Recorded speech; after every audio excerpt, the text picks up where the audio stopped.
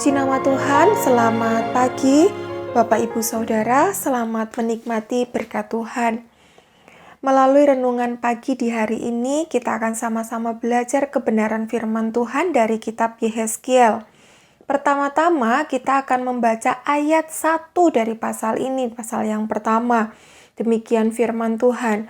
Pada tahun ke-30 dalam bulan yang keempat, pada tanggal 5 bulan itu, ketika aku bersama-sama dengan para buangan berada di tepi sungai Kebar, terbukalah langit dan aku melihat penglihatan tentang Allah. Puji nama Tuhan.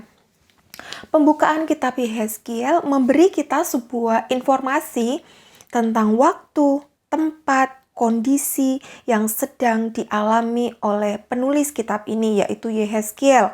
Dia adalah seorang imam dan juga seorang nabi.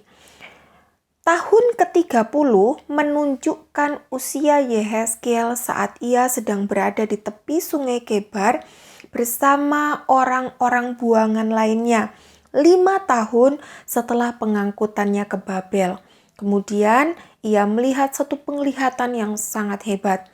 Bapak Ibu Saudara yang diberkati oleh Tuhan, ada hal yang perlu kita pahami bahwa Nabi Yehezkiel merupakan bagian dari orang-orang dari Yerusalem yang diangkut ke pembuangan pada bagian pertama, di mana ada Daniel dan juga kawan-kawannya termasuk di dalamnya. Apa yang diucapkan oleh Nabi Yesaya pada masa pemerintahan Hizkia, Raja Yehuda, digenapi.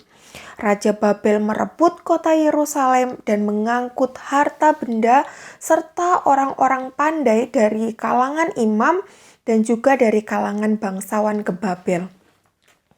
Dengan memahami latar belakang ini, saya berharap hal ini dapat menolong kita untuk mengerti mengapa kitab ini ditulis demikian dan untuk apa ayat-ayat ini ditulis demikian. Hal apa yang dapat menjadi sebuah perenungan kita pada pagi hari ini melalui kitab Nabi Yehezkiel yang sangat luar biasa ini? Hal yang dapat kita renungkan atau saya akan mengajak pada Bapak Ibu Saudara semua untuk merenungkan tentang hadirat Tuhan. Apa itu hadirat Tuhan? Mari kita lihat dalam ayat yang ke-26 sampai ayat yang ke-28. Di pasal yang pertama di kitab Yehezkiel ini dikatakan, di atas cakrawala yang ada di atas kepala mereka ada menyerupai tahta yang kelihatannya seperti permata lazurit. Dan di atas yang menyerupai tahta itu ada yang kelihatan seperti rupa manusia. Dari yang menyerupai pinggangnya sampai ke atas, aku lihat seperti suasa mengkilat dan seperti api yang ditudungi sekelilingnya. Dan dari yang menyerupai pinggangnya sampai ke bawah, aku lihat seperti api yang dikelilingi sinar, seperti busur pelangi yang terlihat pada musim hujan di awan-awan. Demikianlah kelihatan sinar yang mengelilinginya. Begitulah kelihatan gambar kemuliaan Tuhan. Tatkala aku melihatnya, aku sembah sujud, lalu kudengar suara Dia yang berfirman. Bapak Ibu Saudara yang diberkati oleh Tuhan, kalau kita membaca ayat-ayat sebelumnya, mulai ayat yang keempat dan seterusnya, adalah penglihatan yang dilihat oleh Nabi Yehezkiel. Penglihatan itu adalah berupa 4 makhluk yang merupakan gabungan dari binatang, manusia, dan juga malaikat. Keempat makhluk itu memiliki sayap malaikat, kemudian memiliki bagian tubuh manusia dan juga bagian tubuh binatang. Saya tidak akan menafsirkan tentang makhluk-makhluk ini, namun yang pasti makhluk-makhluk ini jelas adalah perlambangan dari semua makhluk hidup yang diciptakan oleh Tuhan di alam semestanya. Dari ayat yang kita baca, kita menemukan bahwa di atas keempat makhluk tersebut, Nabi Yehezkiel melihat tahta yang di atasnya terlihat seperti rupa manusia. Satu pemandangan yang sangat amat agung, misterius, dan diliputi dalam kemuliaan. Kemuliaan berarti cahaya atau kecemerlangan Tuhan, yaitu hadirat Tuhan.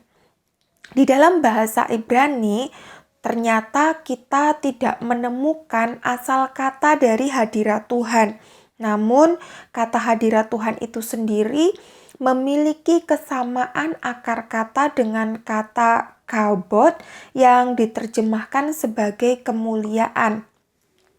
Hal ini dapat kita temui dalam kisah kemuliaan Tuhan yang turun di atas kemah suci yang dibuat oleh Musa, atau di dalam kisah Raja Salomo ketika ia menabiskan bait Allah di mana kemuliaan Tuhan turun sehingga orang-orang tidak dapat melakukan apapun.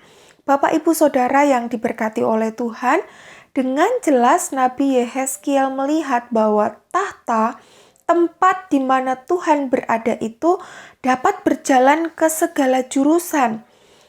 Ini melambangkan kehadiran Tuhan atau kemuliaan Tuhan atau hadirat Tuhan yang sanggup kemana saja.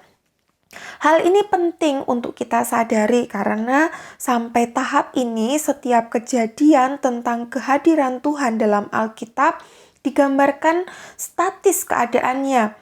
Tetap di Yerusalem, tetap di bait Allah, atau biasa dikatakan tetap di kemah suci.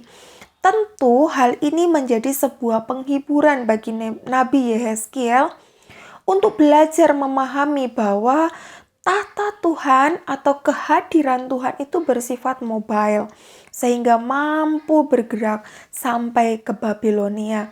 Bapak Ibu Saudara yang diberkati Tuhan, hal ini juga merupakan sebuah kebenaran penting untuk dikomunikasikan kepada orang-orang buangan pada saat itu yang mungkin mempercayai bahwa Tuhan hanya tinggal di satu tempat, hanya berada di Yerusalem yang sangat jauh dari tempat pembuangan.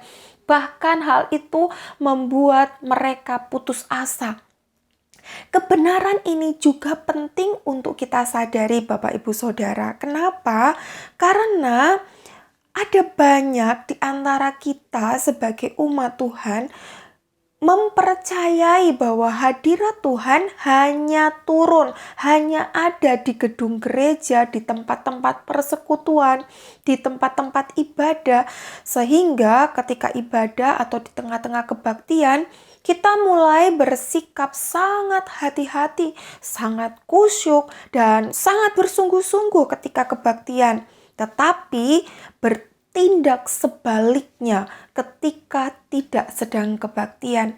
Berapa banyak di antara kita yang seringkali merasa di satu kesempatan sebuah kebaktian itu terasa sangat indah, di mana kita merasakan hadirat Tuhan. Namun di lain kesempatan kita berpikir atau kita merasa kebaktian tidak terasa apa-apa.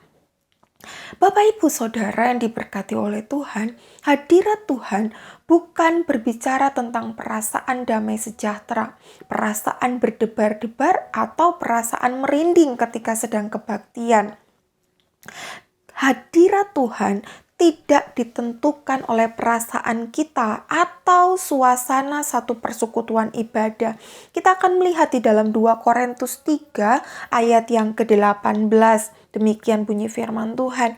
Dan kita semua mencerminkan kemuliaan Tuhan dengan muka yang tidak berselubung. Dan karena kemuliaan itu datangnya dari Tuhan yang adalah roh, maka kita diubah menjadi serupa dengan gambarnya dalam kemuliaan yang semakin besar. Bapak Ibu Saudara yang diberkati oleh Tuhan, kita adalah cerminan kemuliaan Tuhan. Hadirat Tuhan itu ada di dalam kita. Oleh sebab itu, kita tidak perlu berharap hadirat Tuhan turun melingkupi kita seperti yang ada tertulis pada masa perjanjian lama. Tetapi percayalah bahwa hadirat Tuhan itu tinggal di dalam kita. Mari kita berdoa. Terima kasih Tuhan, kami mengucap syukur untuk kebenaran firman pagi hari ini. Hanya di dalam nama Tuhan Yesus Kristus. Haleluya. Amin.